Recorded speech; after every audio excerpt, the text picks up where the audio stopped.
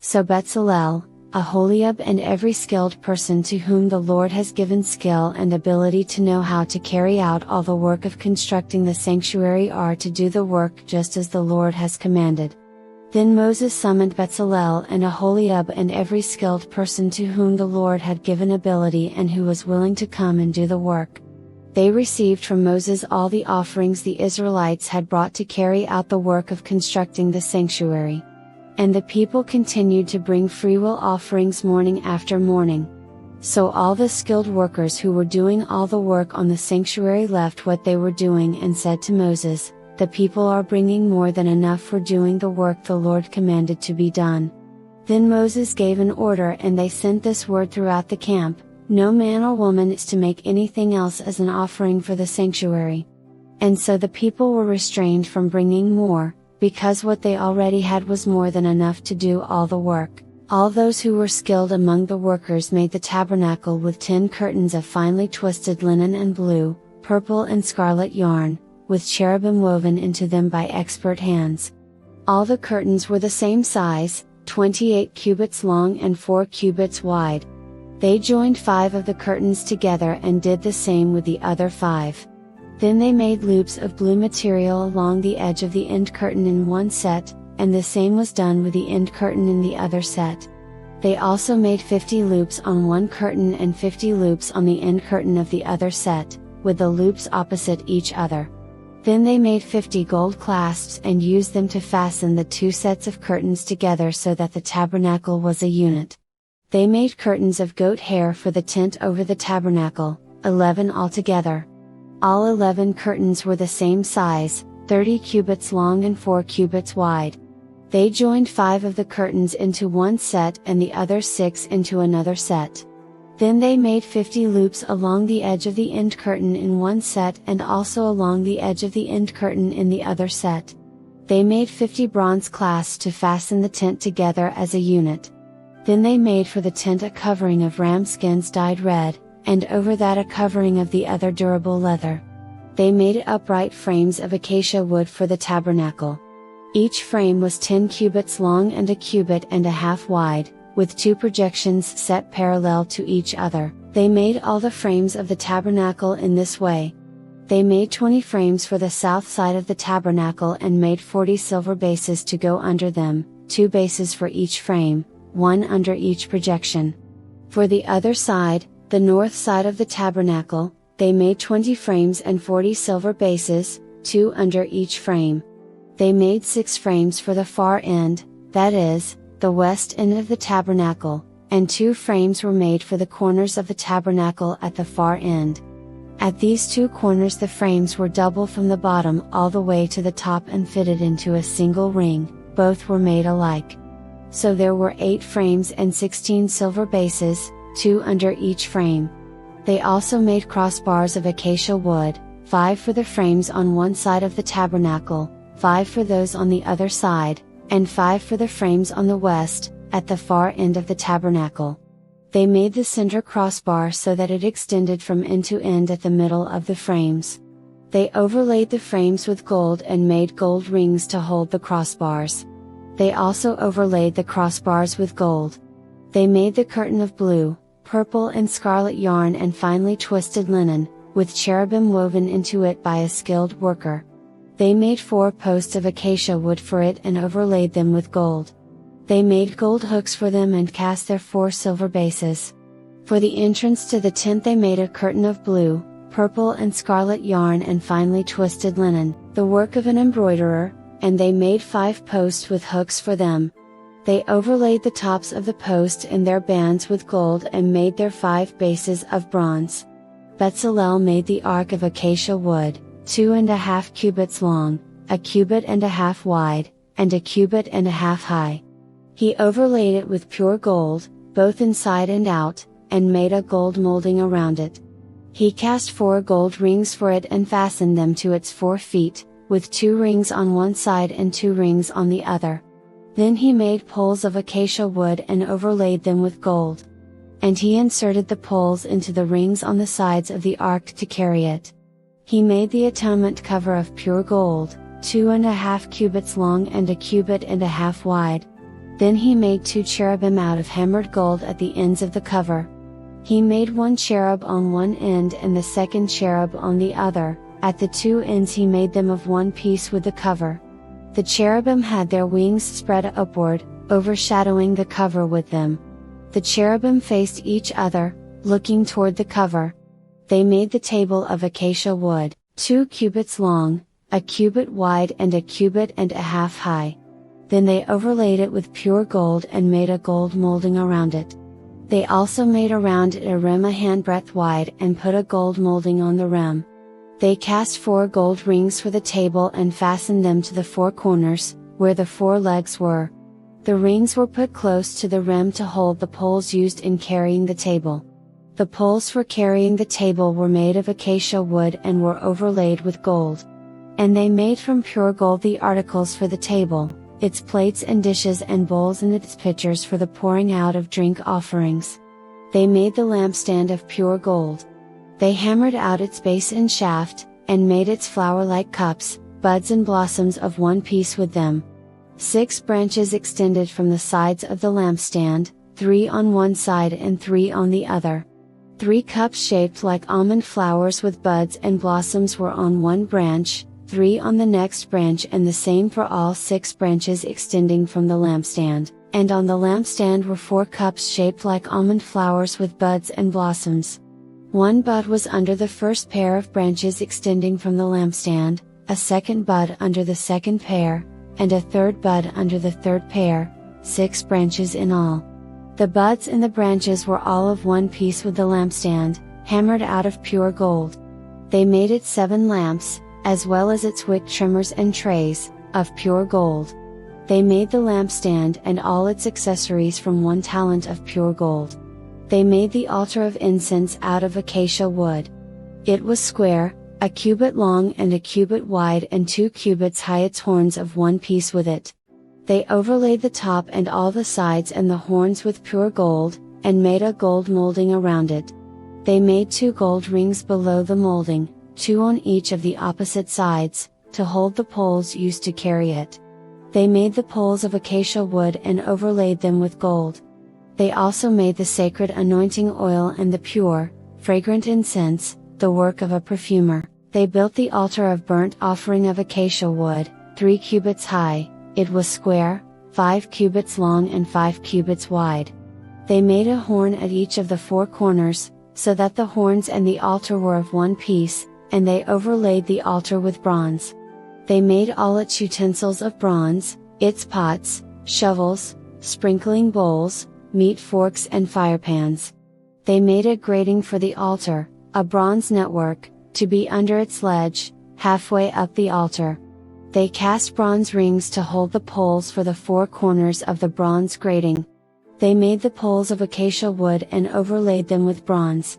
They inserted the poles into the rings so they would be on the sides of the altar for carrying it. They made it hollow, out of boards. They made the bronze basin and its bronze stand from the mirrors of the women who served at the entrance to the tent of meeting. Next they made the courtyard.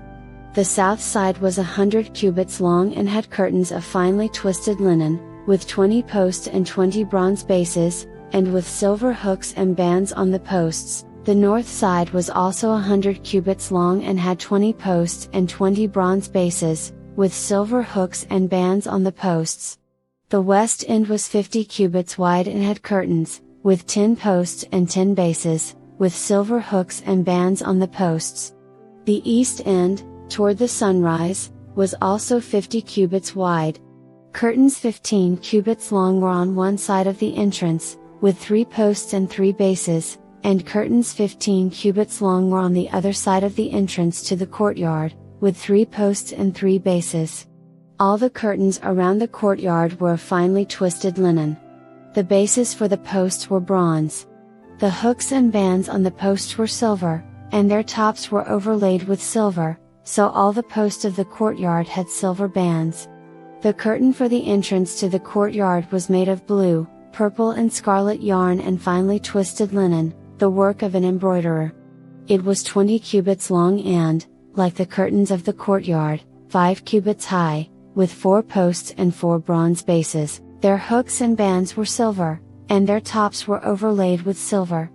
All the tent pegs of the tabernacle and of the surrounding courtyard were bronze. These are the amounts of the materials used for the tabernacle of the covenant law, which were recorded at Moses' command by the Levites under the direction of Itamar son of Aaron, the priest. Bezalel son of Uri, the son of Hur, of the tribe of Judah, made everything the Lord commanded Moses. With him was Aholiab son of Ahisamach, of the tribe of Dan, an engraver and designer, and an embroiderer in blue, purple and scarlet yarn and fine linen. The total amount of the gold from the wave offering used for all the work on the sanctuary was 29 talents and 730 shekels, according to the sanctuary shekel.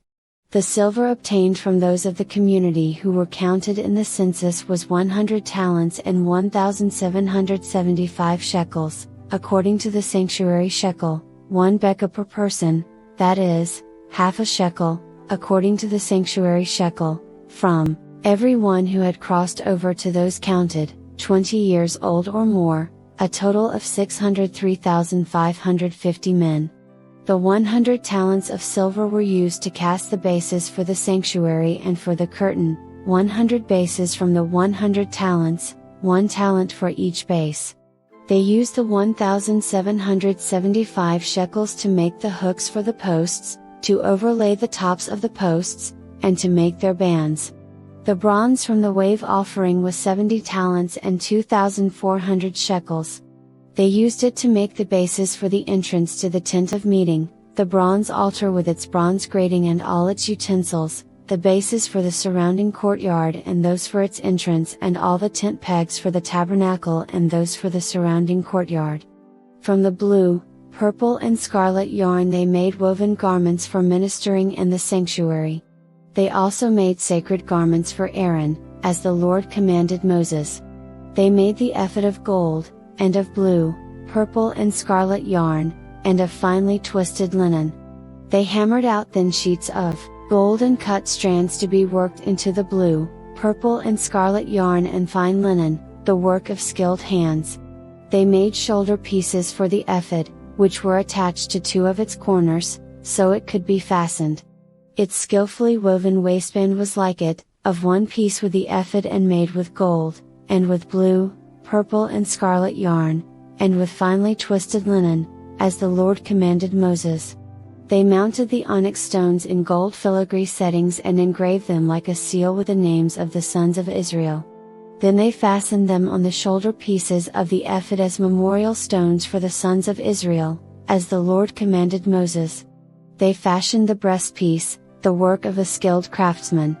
They made it like the ephod, of gold, and of blue, purple and scarlet yarn, and of finely twisted linen. It was square, a span long and a span wide, and folded double. Then they mounted 4 rows of precious stones on it. The first row was carnelian, chrysolite and beryl, the second row was turquoise, lapis lazuli and emerald, the third row was jacinth, agate and amethyst, the fourth row was topaz, onyx and jasper. They were mounted in gold filigree settings. There were 12 stones, 1 for each of the names of the sons of Israel, each engraved like a seal with the name of one of the 12 tribes. For the breastpiece they made braided chains of pure gold, like a rope. They made 2 gold filigree settings and 2 gold rings, and fastened the rings to 2 of the corners of the breastpiece. They fastened the 2 gold chains to the rings at the corners of the breastpiece, and the other ends of the chains to the 2 settings, attaching them to the shoulder pieces of the ephod at the front. They made 2 gold rings and attached them to the other 2 corners of the breastpiece on the inside edge next to the ephod. Then they made 2 more gold rings and attached them to the bottom of the shoulder pieces on the front of the ephod, close to the seam just above the waistband of the ephod. They tied the rings of the breastpiece to the rings of the ephod with blue cord, connecting it to the waistband so that the breastpiece would not swing out from the ephod, as the Lord commanded Moses. They made the robe of the ephod entirely of blue cloth, the work of a weaver, with an opening in the center of the robe like the opening of a collar, and a band around this opening, so that it would not tear. They made pomegranates of blue, purple and scarlet yarn and finely twisted linen around the hem of the robe. And they made bells of pure gold and attached them around the hem between the pomegranates. The bells and pomegranates alternated around the hem of the robe to be worn for ministering, as the Lord commanded Moses. For Aaron and his sons, they made tunics of fine linen, the work of a weaver, and the turban of fine linen, the linen caps and the undergarments of finely twisted linen. The sash was made of finely twisted linen and blue, purple and scarlet yarn, the work of an embroiderer, as the Lord commanded Moses. They made the plate, the sacred emblem, out of pure gold and engraved on it, like an inscription on a seal, "Holy to the Lord." Then they fastened a blue cord to it to attach it to the turban, as the Lord commanded Moses. So all the work on the tabernacle, the tent of meeting, was completed. The Israelites did everything just as the Lord commanded Moses. Then they brought the tabernacle to Moses, the tent and all its furnishings, its clasps, frames, crossbars, posts and bases, the covering of ram skins dyed red and the covering of another durable leather and the shielding curtain, the Ark of the Covenant law with its poles and the atonement cover, the table with all its articles and the bread of the presence, the pure gold lampstand with its row of lamps and all its accessories, and the olive oil for the light, the gold altar, the anointing oil, the fragrant incense, and the curtain for the entrance to the tent, the bronze altar with its bronze grating, its poles and all its utensils, the basin with its stand, the curtains of the courtyard with its posts, and bases, and the curtain for the entrance to the courtyard, the ropes and tent pegs for the courtyard, all the furnishings for the tabernacle, the tent of meeting, and the woven garments worn for ministering in the sanctuary, both the sacred garments for Aaron the priest and the garments for his sons when serving as priests. The Israelites had done all the work just as the Lord had commanded Moses. Moses inspected the work and saw that they had done it just as the Lord had commanded. So Moses blessed them. Then the Lord said to Moses, "Set up the tabernacle, the tent of meeting, on the first day of the first month. Place the Ark of the Covenant law in it and shield the Ark with a curtain. Bring in the table and set out what belongs on it. Then bring in the lampstand and set up its lamps. Place the gold altar of incense in front of the Ark of the Covenant law and put the curtain at the entrance to the tabernacle. Place the altar of burnt offering in front of the entrance to the tabernacle, the tent of meeting, place the basin between the tent of meeting and the altar and put water in it. Set up the courtyard around it and put the curtain at the entrance to the courtyard. Take the anointing oil and anoint the tabernacle and everything in it, consecrate it and all its furnishings, and it will be holy. Then anoint the altar of burnt offering and all its utensils, consecrate the altar, and it will be most holy.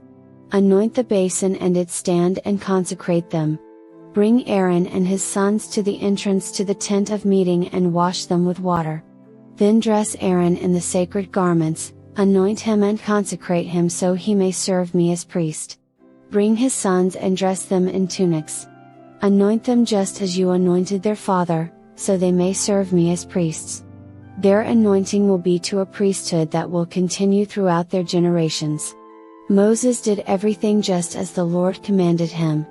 So the tabernacle was set up on the first day of the first month in the second year. When Moses set up the tabernacle, he put the bases in place, erected the frames, inserted the crossbars and set up the posts.